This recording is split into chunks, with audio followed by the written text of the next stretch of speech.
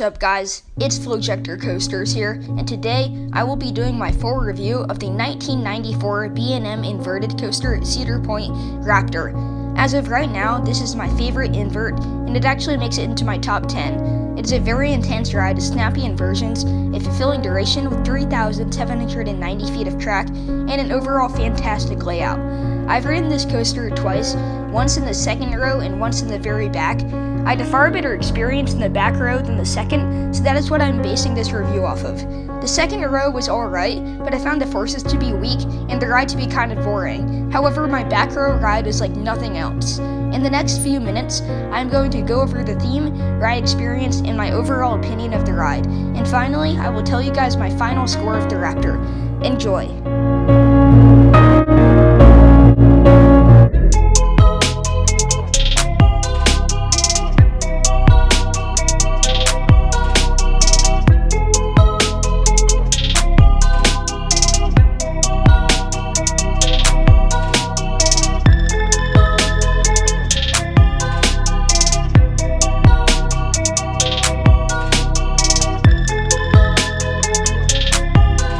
First, let's talk about the theme.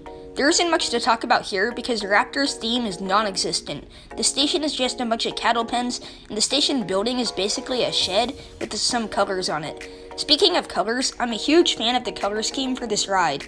I love the green and purple on the train, and the train really pops. My only problem with the color scheme is that it has nothing to do with the name. Raptor is a bird, and I'm pretty sure that birds aren't green, but that's just me. Also, this has nothing to do with the theme, but I just wanted to mention that 99% of the people in line for Raptor are teenagers. I don't know if it's because it looks cool and intense, but there is almost no one in line above the age of 20. I didn't notice that with other rides at Cedar Point, so I thought it was kind of weird.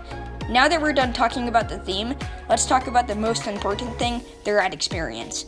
The ride begins with the left turn out of the station, which takes you into the first drop, a small dip sending you into another left-hand turn into the lift hill. Speaking of the lift hill, this is a pretty average speeded lift hill, and it takes you up 137 feet into the air. At the top, you will get a great view of Gatekeeper, Wicked Twister, the Ferris wheel, and a ton of people in the pathway below before you go down the second drop, the pre-drop. After the pre-drop, the train will begin to descend the third drop, what most people would call the first drop. This is a 119-foot drop, taking the train to speeds up to 57 miles per hour. I really enjoyed this drop in the back row because it is a very whippy drop and it hugs the pathway, so you can see people standing right next to you as a train rockets by. I prefer Alpengeist and Banshee's first drop to this one, but Raptor still has a solid drop. After the drop, the train will go into an extremely forceful loop. The vertical loop is an extremely common element, and Raptor's is delivered perfectly.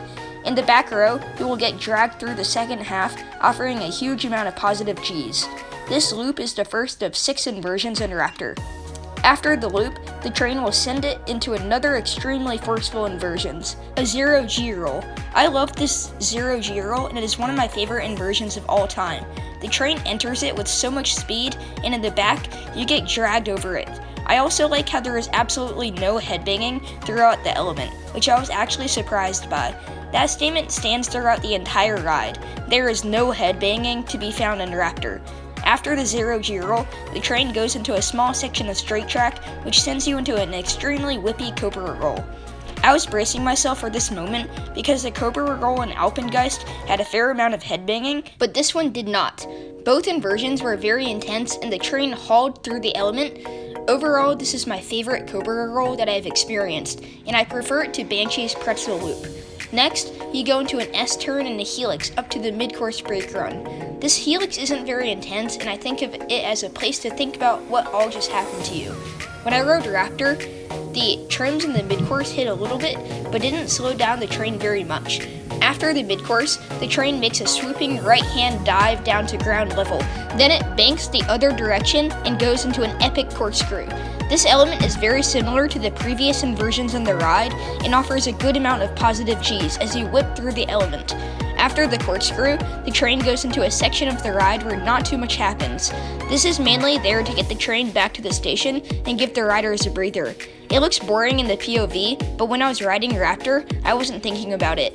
A few seconds later, the train dips down and goes into another corkscrew, nearly identical to the first one. This element is indistinguishable from the previous corkscrew, being just as intense and whippy. This corkscrew will send you right into the most intense part of the ride, the downwards double helix. This helix is very tight and fast, and it is far more intense than the final helix in Banshee. The first time I rode Raptor in row 2, this helix was forceless and underwhelming, but the second time it was anything but forceless, and a highlight of the ride. This element is one of 2 elements that I have ever grayed out on, the other one being the first overbank on Millennium Force. A lot of people complain about helix finales, a lot of them being boring. Just look at Gatekeeper in the same park, but this one is one of the greatest finales of all time. After the helix, the train will make its way into one last left-hand turn into the final brake run. The turn into the brakes is a little jerky, but nothing to complain about, and it didn't matter to me because I was still contemplating what just happened. Overall, Raptor is an extremely intense inverted roller coaster and is my favorite invert of all time. Each inversion is delivered perfectly, and the whole ride is about as good as it could be. Raptor proves that you don't have to be tall or fast to pack a punch, and man does this ride pack a punch.